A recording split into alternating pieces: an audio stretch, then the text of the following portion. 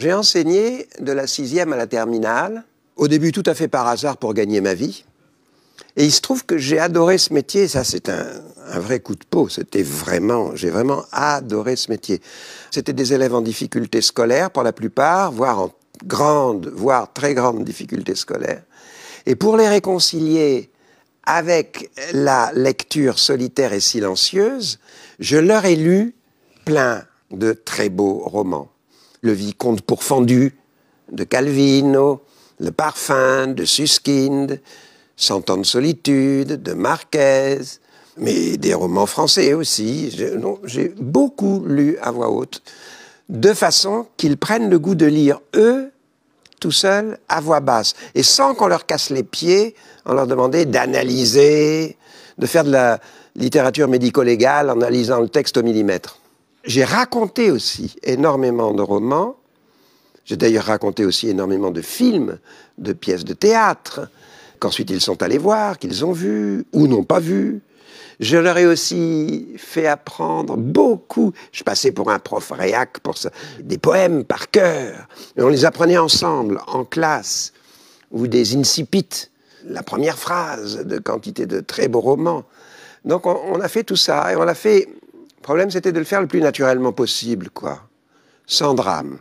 Ah, le fait que j'ai été mauvais élève m'a donné une culture supplémentaire aux professeurs qui avaient été de bons élèves. C'est que je sais ce qu'un mauvais élève ressent.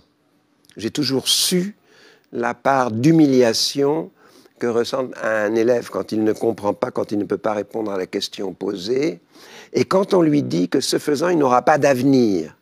Donc je sais, je connais le mécanisme qui va de l'humiliation au baston, en passant par la honte, le désir de vengeance, la jalousie vis-à-vis des bons élèves, le mensonge, la fugue, la constitution de bande, etc., etc. Ça, je connais.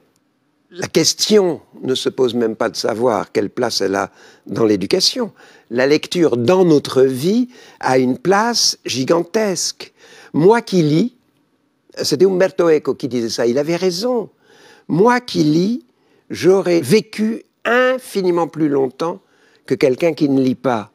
J'aurais pas vécu plus vieux, mais j'aurais vécu plus longtemps parce que je me serais approprié le 19e siècle en lisant Flaubert ou Tolstoï, le 18e, le 17e, en lisant les moralistes, et ainsi de suite.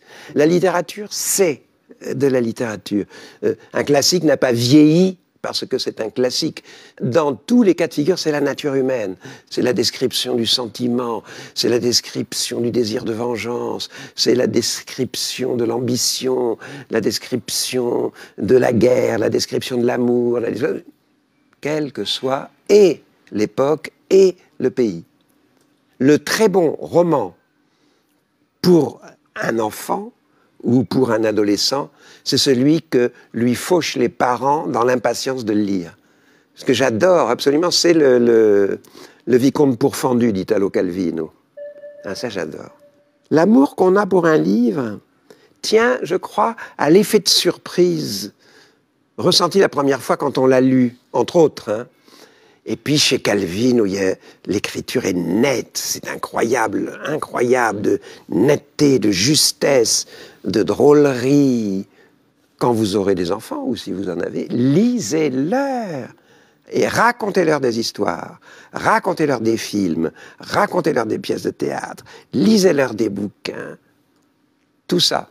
Et au moment où ils s'endorment, parce qu'il n'y a rien de plus délicieux que de s'endormir dans le conte raconté par une voix qu'on aime.